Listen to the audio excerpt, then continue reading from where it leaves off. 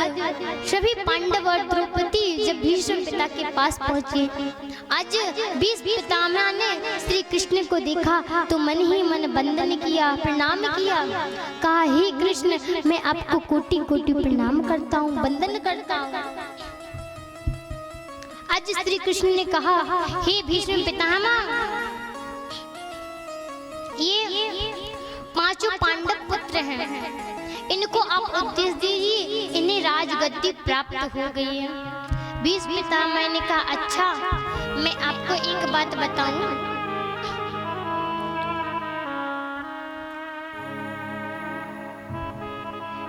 आप जो धन कमाते हैं ना, उस धन में से 10वां भाग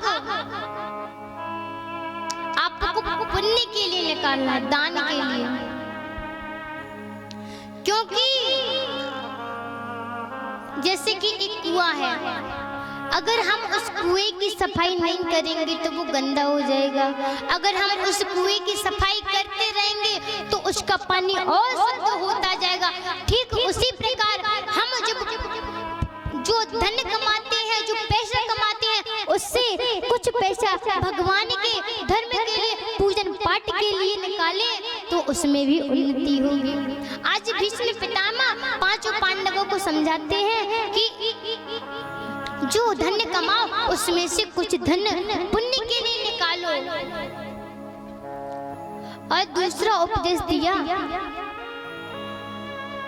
हे पांडवों, एक बात और, अगर कभी तुम्हारी आंखों के सामने कुछ गलत हो रहा हो तो उसको रोको।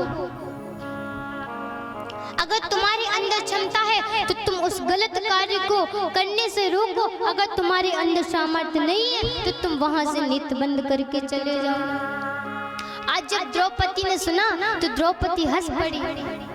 आज भीष्म पितामह ने द्रौपदी को हंसते हुए देखा तो पूछा, क्या हुआ देवी, तुम हंस क्यों रही हो? द्रौपदी डर गई। द्रौपदी बोली, कोई नहीं, बस ऐसे ही। भीष्म पितामह बोले, नहीं, कुछ तो बात है। आज द्रौपदी बोली, हे भीष्म पितामह, आपको मैं एक बात बताऊं, आज आप जो उपदेश इन पांचों पांडवों को दे रहे हैं वो आपको खुद भी अपनाना चाहिए था। आपका ये उपदेश कहाँ गया था? जब बड़ी सभा में मुझे निर्वस्त्र किया जा रहा था, उस सभा में सबसे पहले आप बैठे थे। जब मैंने आपकी ओर इशारा किया तो आपने अपने नेत्र बंद कर लिए और आपने रोका भी नहीं। अगर आप चाहते तो उसकी क्या औकात थी कि मेरे साड़ी के पल्लू को स्पर्श तक कर पाता। और आज आप पांचों पांडवों को ये उपदेश देते हैं।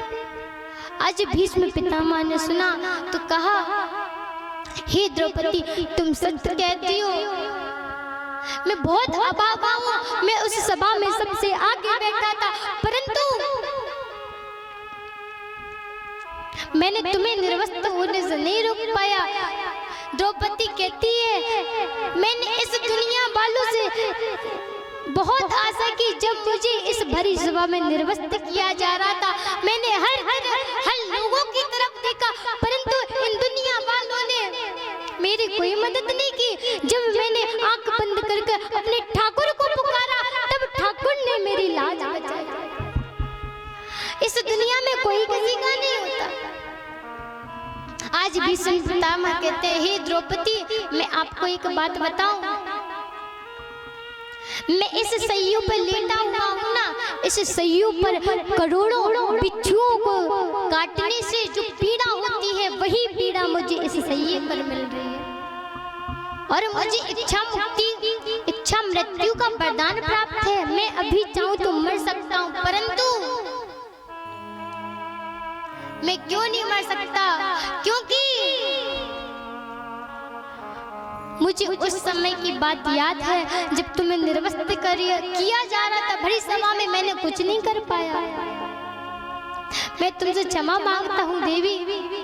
आज जब द्रौपदी ने सुना तो द्रौपदी बोली, हे भीष्म पितामह, मुझे क्षमा कीजिए, मुझसे गलती हो गई। आज द्रौपदी भीष्म पितामह से क्षमा मांगती है। आज श्री भीष्म पितामह पांचों पांडवों को उपदेश देते हैं और मन में कन्हैया की झांकी देखी।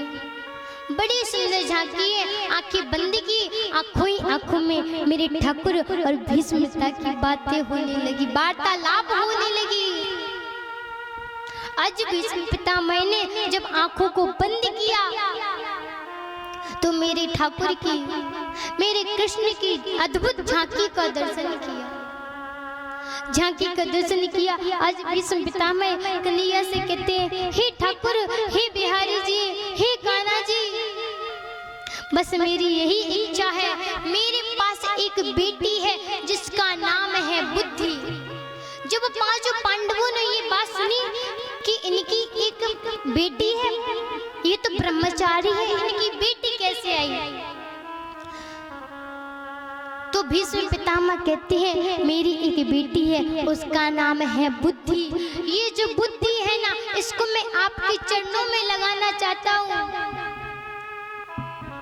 आज श्री कृष्ण ने भीष्म पितामह को वरदान दिया और भीष्म पितामह की अंतिम सांस चलते चलते स्वर्ग धाम को चले गए।